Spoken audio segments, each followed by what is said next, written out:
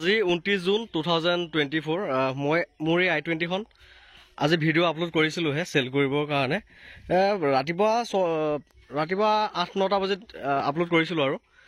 video' চাই আমাৰ ওচৰৰে হয় বাৰু আমাৰ ঘৰৰ পৰা প্ৰায় 30 কিলোমিটাৰমান আঁতৰ হয় 12 বজাৰ পৰা দাদাহঁত আহিল মানে ঘৰে পাই গ'লহি আৰু পাই পেলাই গাড়ীখন চাই মেলি বুকিঙে কৰি দিলে বাকী কেনেকুৱা পাইছে দাদা গাড়ীখন ভাল পাইছোঁ ধুনীয়া ভিডিঅ' দেখুৱা নিচিনা পাইছেনে পাইছোঁ আৰু তেওঁৰ লগৰ এজনো আহিছে কেনেকুৱা পাইছা কোৱা বঢ়িয়া চলাই ভাল লাগিছে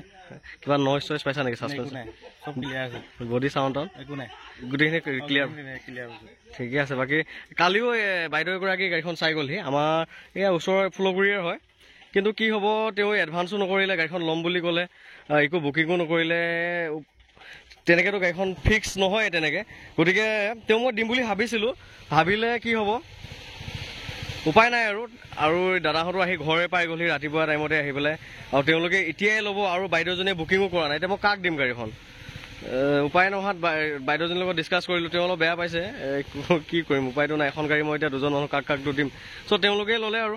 এইখনেই আছিল i20খন আজিৰ পৰা বুকিং হৈ গ'ল ভিডিঅ' আপলোড কৰাৰ পাছতে মোকতো বহুত মানুহে ফোন কৰিয়ে আছে প্ৰায় 100-150 মান ফোনেই আহিছে তাৰ মাজতে দাদা এজন যিহেতু আমাৰ ঘৰৰ ওচৰৰে হয় তেওঁলোকে আহি আমাৰ ঘৰে পাই গ'লি পাই পেলাই মানে গাড়ীখন চোৱা নাই নচলোৱা কিন্তু বুকিং কৰিব ধৰিছে বোলো আপুনি এবাৰ চলাই চাওকচোন চলাই চোৱাৰ পাছতো আৰু মানে এৰিব নিবিচৰা হৈ গ'ল চ' গাড়ীখন তেওঁ লৈ ল'লে এডভান্স কৰিলে মোক 30,000 টকা কালি ৰাতিপুৱা লৈ যামহি বুলি ক'লে আৰু বাইদেউগৰাকী ফুলগুৰি বাইদেউগৰাকী বেয়া নাপাব মই নেক্সট ভাল গাড়ী এখন আহিলে আকৌ আপোনাক দি দিম বাৰু ভিডিঅ' আপলোড মই ৰাতিপুৱা 9টা বজাত কৰিছিলোঁ আৰু এতিয়া 12টা বজালৈকে গাড়ীখন অলৰেডি বুকিঙে হৈ গ'ল 3 ঘণ্টাত গাড়ীখন বুকিং হৈ গ'ল চ' এয়া আপোনালোকৰ আশীৰ্বাদ আপোনালোকৰ মৰম আৰু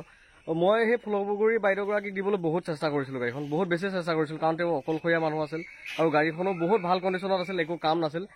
তেওঁ নি পেলাই শান্তিৰে গাড়ীখন চলাই থাকিব পাৰিলেহেঁতেন আৰু 4-5 বছৰ তেওঁ কোনো কথা নাই ধুনীয়াকৈ চলাই থাকিব পাৰিলেহেঁতেন গতিকে মই তেওঁক দিবলৈ বহুত বেছি চেষ্টা কৰিছিলোঁ হয়তো তেওঁ নচিবতে নাই চাগে চ' তেওঁ গাড়ীখন নাপালে গাড়ীখন মই 1,90,000 টকাত মই চেল কৰিছোঁ i20খন